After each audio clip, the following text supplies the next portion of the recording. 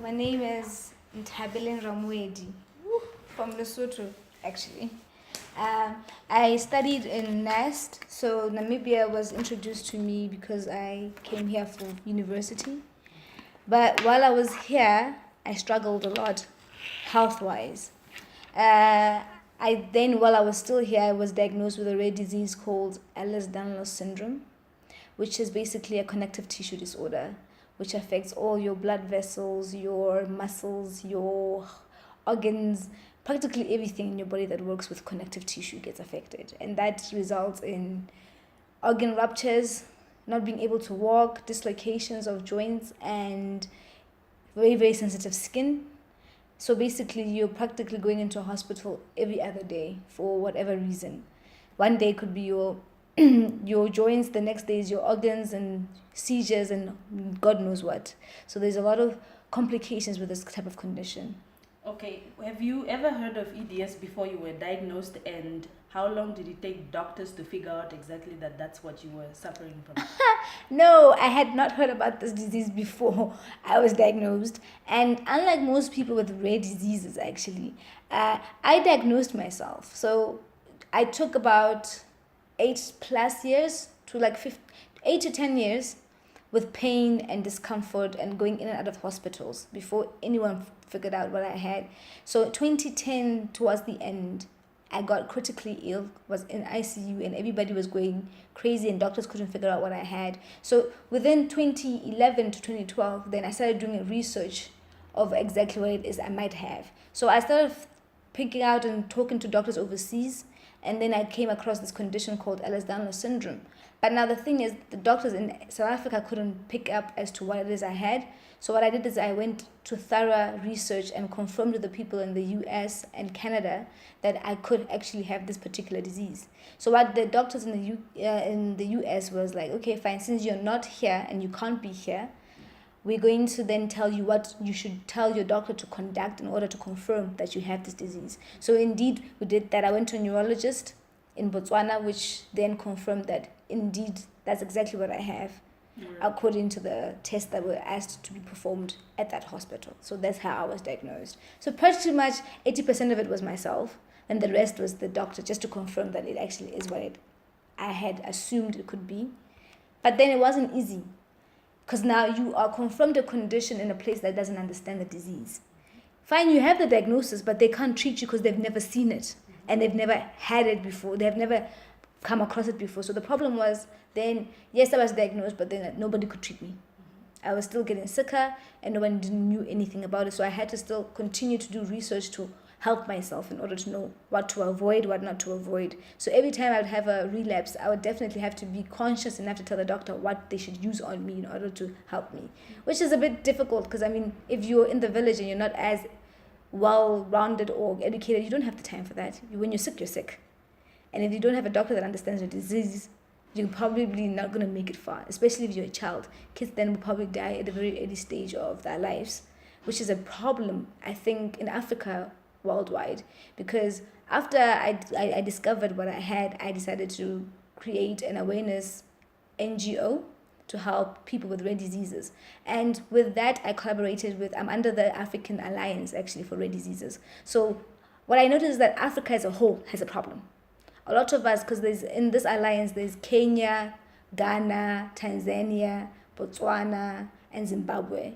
Then there's South Africa as well, which is one of the biggest ones in Africa. And then we are supported by the International Rare Disease, which is overseas, and NOD, which is from the UK. And so what I was realizing is that Africans as a whole, we've got a problem, not just about EDS, which is what I have, but overall rare diseases in general, like your hemophilia, your Down syndromes, and your heart conditions that people don't understand or haven't seen before. Now then, the question is, how do we help ourselves? Because we don't even have legislation or anything that helps us get medication within a country. Some people have to order 6 months in advance. But imagine if you're having an emergency and you have to order your medication 6 months in advance, you're going to die waiting for the medication to get to you. And it's very expensive living with a rare disease. We practically, well, for me, after I realized that I have this disease, I used to spend, when I was in university, about 3,000 to 5,000 on medication alone. And that has nothing to do with the getting in hospital. So that was just the basic medication so that I live. And I'm thinking, what about a normal citizen? Nobody can afford that much. No one actually can afford that. Even those who are better off, sometimes the money isn't there because we have other priorities. So then the question is, what can we do as a nation, a country, then the world to make this conditions well known so that people know what to do, so people don't lose their lives undiagnosed? And what else can you do once you're diagnosed to live a better life and not just be at home and tied onto your bed? Because I feel like even though our bodies are weak, we can still be contributing to the economy somehow. Okay, so do you think maybe hospitals should be establishing special wards that can deal with people who have rare diseases, just as you have wards that deal with pregnant women, children, and cancer wards and all of that? Yes. Should that be also? I feel like that's a very good idea actually, because I was thinking in a couple of years plan we should have like a specialized research hospital for rare diseases, where then doctors can try and evaluate patients individually, because with rare diseases, unlike most conditions, it's evolving. A lot of people don't understand why a person has the rare disease in the first place, what happened to this, because most of them are genetic. So the question is, what happened to that gene in order for it to be bad? Then you come off and you're born with this particular disease. And the problem is that they're not curable. They're just treatable. You can treat the symptoms, but you can't cure it because it's something that went wrong in the gene itself. So when something is wrong with the gene, you can't go and patch it up. Although there's been research that they've been trying to with other diseases, of course, trying to develop a scientific genotypes to help not cure but cancel some of the wrongdoings of the gene that had been mutated in the first place. But in all respect, this is very challenging. We just had a rare disease conference in South Africa 2 months ago. Well, yeah, last month actually, because we're not in November yet, in September. And the topics there were actually very alarming as to how many people are suffering out there. Because they say a rare disease is 1 into 2,000 of population. And then people say, no, but how come they're not? The problem I have is that no constitution anywhere in Africa puts rare diseases. You don't see them. It's almost as if they're saying the African population doesn't get these diseases at all. It's almost like it's there are only Western conditions. And I'm like, but that's wrong, because I feel like we're all human. It doesn't matter where you come from. If there's something wrong within a genetic makeup, obviously we'll also be affected. So that's where the problem has to be. There's no education, first of all. Doctors don't understand. And then people are like, no, but then why does it take so long for us to get diagnosed as well? Because you suffer for 20 years, and people say that. And then another problem is that because most of these genetic diseases are invisible to the eye, unless, like if you compare Down syndrome to what I have, there's a huge difference. Down syndrome, you see it. You can see the kid's head is a little deformed, they're a bit slow, the speech is slower, so then you know something is wrong. You may not know what, but you can tell that something automatically is wrong. But with ones like EDS, it's hard because you don't see it. The person looks perfectly normal. In fact, most of us, for some reason, we're tiny and we're skinny and we're lanky, so most people look like models. Now the question is, how does a model-looking person confers to be sick?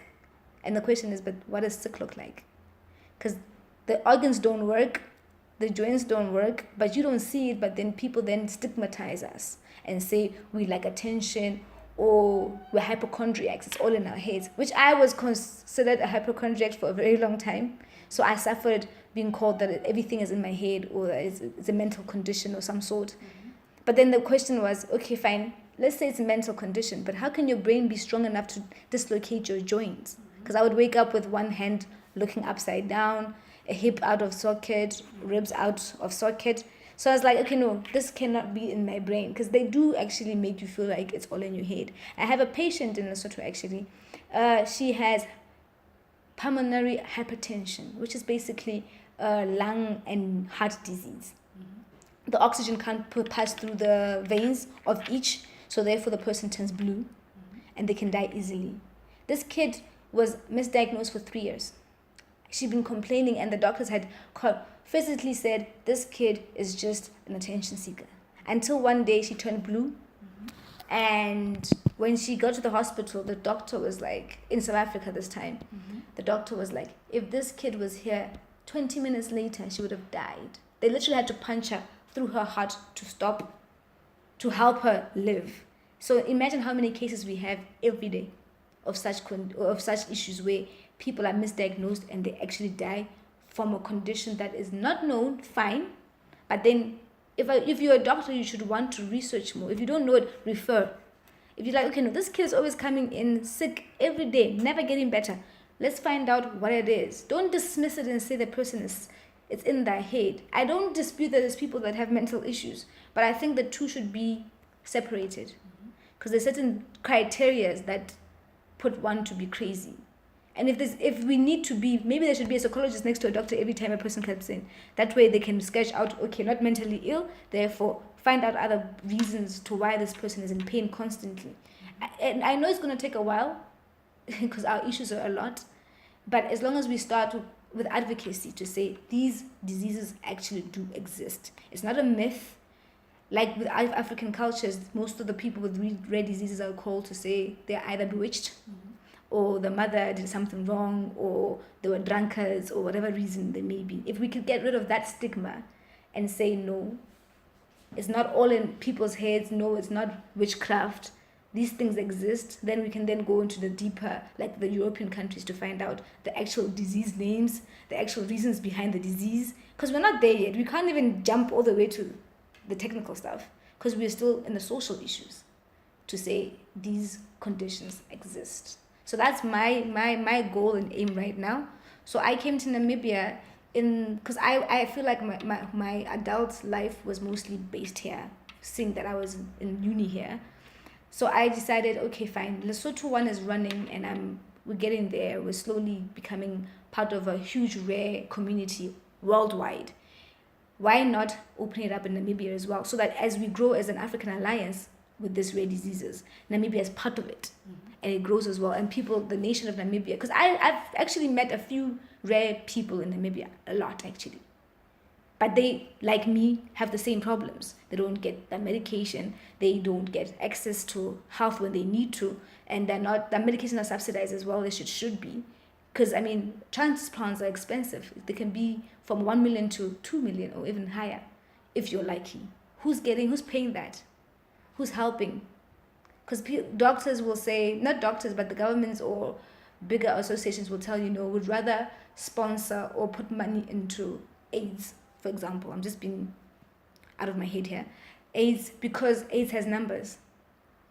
Now, you can't then try and advocate for EDS, because then EDS, you might find 3 people in Namibia who has it, or like 5. You see, 5 to 500,000. Nobody's going to it's going to take care of 5 people over 500,000 people. So I think if we gather it up and say, let's do it as a rare disease community, where it's all the rare diseases together. Yes, everybody has a subtitle, but all together, then when we speak on our issues, we speak as a whole, and our numbers become greater. So then that for at least we'll speak 2,000 over 10 or 3, because it's more people, or 1,000 is more numbers, right? Mm-hmm. So that's why I think a rare disease community is necessary within the country as a whole. So that's why I decided to come and establish something of that sort. I already have smaller groups, like the hemophilia group in Namibia. We have the Akota Foundation, I hope I'm saying it right. It helps get people that need transplants, get transplants within the country. The lady tries so hard, Michaela, to help these little kids get transplants, because her daughter has a rare disease as well, where she needed a liver transplant when she was about 10. So after that, she realized the need to help, because she knows that an average Namibian cannot afford to get that child or themselves a transplant. But she's also struggling. So I was like, okay, let's put all these smaller awareness campaigns, because they're not really establishments, because they're not really big, put them together under a bigger umbrella. Then this umbrella speaks for each of them individually, but they can still carry on and do their own fundraising, their own put-outs, but together we have a bigger speaker to say all of our rights are important. And then the research is also done on a bigger scale, because then if you got a bigger platform of information, it's easier to go around, not just Windhoek, because most of these things are in Windhoek, but the idea is to go all the way to a small village in the north or the south, because that's exactly where you're going to find more patients. I mark you that Windhoek, you're going to get maybe 30% of the sick people, but you go to the rural areas, you're going to get 80%. But those 80% for now are dying without having help, or being told that they were cursed, or whatever reason that people come up with, which it's not going to take a day. It's probably going to be like a 5 to 10 year plan. But as long as we start, I think with time we will bring ourselves as an African community at a better understanding of these conditions. So that's my aim and goal and objective.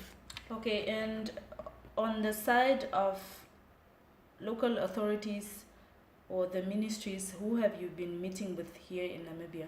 I spoke to the minister himself, and he was very clear that it's not the Minister of Health? Of Health, yes. And he was very clear that, yes, the idea is very good, but the person to talk to is the PS, which makes sense, actually, the permanent secretary. So we're still waiting to have official meeting ups with him to see how far we can go, and if it's an idea on their side that would actually make sense. So that one will still withhold with information, but there is, there is a gateway to getting results in that. And I'm hoping we'll have a solidated result before the end of the year, because in my head, I would like to launch by February next year, having the whole Rare Disease Namibia Association or organization be established by next year. All right, and what would you like the Ministry of Health to bring to the table in as far as creating awareness or funding? What exactly are you expecting the ministry to endorse? Yes, like you said, I would like the PR part, where it's the exposing of advertising and knowing and educating the nation as well, because we individuals can't really do that, but a bigger platform of governments can take posters, can teach and train on a bigger scale, that we can actually give information, but with the information that can be spread out by the government in the right places at the right time. And the next one would obviously be funding. They've got a bigger catalyst and bigger arms, so they're if a government goes to any funder and says, look, there's these type of people that need this, it's easier for whomever, let's say the UN. If the government goes and says, look, we've got this issue, chances are the UN would want to help immediately, instead of an individual, a few little people saying, look, we need help. So there would be a platform of getting networking of stakeholders worldwide to come and listen and understand that this is a problem and it's actually necessary for us to get educated and knowledge about it.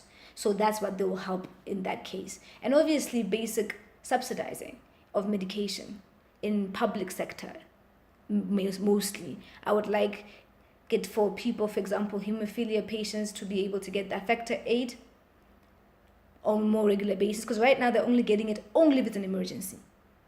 But what is an emergency really? Because your emergency may be not my emergency.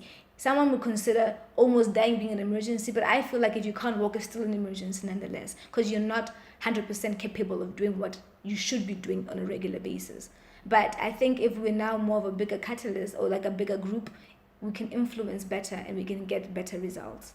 Okay, speaking on emergencies then, can you just paint a picture on the daily limitations that people with rare diseases, or at least people with EDS that you have, basically face every day? What exactly it is they can't do or have to be careful while doing? Okay, first of all, let me talk about my experience. We have people with Ehlers-Danlos syndrome have weak joints and weak vessels and weak skin, right? So, for example, things like combing your hair sometimes could be a hassle because your joint can come out while you're brushing your hair. You can be able to walk today and not be able to walk tomorrow. You can be able to hold your handbag, but the following day you can't even hold a pencil. So that's the daily issues. We've got dietary issues, so therefore you can't eat anything and everything. So you spend more money on trying to make sure you eat well than an average person. We are intolerant to almost everything, allergic to literally air itself, because some people are extreme and some people are chronically bound to wheelchairs. Sometimes you are on a wheelchair and other times you're not. So it's a bit of a taken, it's an individual thing, but those are the basic issues that you have on a daily basis. And like I was saying, one moment you can breathe, another you can't breathe. And those are like the intensive emergencies. And if you can't get an oxygen tank at the time, you might just die. Then how does this get in the way of living what people would maybe label as a normal life, having to go to school and find a job and keep a job because your boss might not understand this, or your school might not understand this, and then It's a struggle. A lot of people with rare diseases never finish university, let alone, actually, I found out that a few don't even finish high school. Most of these kids from the age of, let's say 9, 10, they're already being homeschooled because the school environment is not conducive, because we don't have special schools in Africa, basically. There's special schools for people who are disabled, whereby they've got ramps and stuff, but those are medically unable and incapable. They don't, because there's a difference between being but doesn't mean having a rare disease doesn't make you disabled. You actually are disabled, but then the typical range of disability that we know, where you can't probably be mobile, right? There's a disability. It's different from having a rare disease, because you may be mobile but can't walk up the stairs, but you can walk, but you literally cannot lift your leg up a stair because your lung might collapse or things like that. And a lot of, like you're saying, teachers and people around don't understand that. I've had a few cases where my boss has fired me because I didn't disclose my condition, and when I got worse, one days I'll go to work for a month without anything happening, and then the following month, every second day I'm sick. So nobody wants a liability. So it's a bit of a problem. So you can't really have your financial. Our life is expensive, but you can't even keep up with your bills because you can't work. So most of the people with Ehlers-Danlos syndrome overseas are not working. Most of them, 80% are bedridden. And that means they live on grants or other people's, like family or husbands or whatever the case may be. So like, answering your question, it is tough. It is tough, and it's very few of us that actually try to push beyond the limits. But we should also know when our limits are not. For example, I know winter is not for me. When it's cold, I cannot be operational like I do 4 hours a day of work or being mobile. The rest of the day I'm in bed. So I work, if I'm working, I work from my laptop. But that's when you now know and understand your body. Most people don't even understand their body at all. So it becomes you're working against people. And I was thinking one day, if you were a village kid and yesterday you were able to go to the river or the well to carry water, and then the following day you can't, and your grandmother doesn't understand that, it's almost like you're a spoiled child. Like, you went yesterday, how can you not pick it up today? And then you feel ashamed to even say it, like, I'm in pain. And then this pain, you can't even describe it because people say you're exaggerating. Because when I was 9, I remember I used to explain to my grandmother, my pain is as if there's sharp pain in my bones and I can feel cold penetrating through my joints. And people look at me like, you are 9 years old, child. How the hell do you know pain going through your bones? It doesn't make any sense. But now that I know that I wasn't making it up, it was exactly how I felt, I now know that there's a lot of problems and a lot of people don't understand, and parents don't listen, especially in our culture. African parents don't listen to kids when they say they're in pain. It's either we like attention or we just want to be spoiled, which is the biggest problem, because now some kids could have been prevented from dying, but they died because nobody was listening.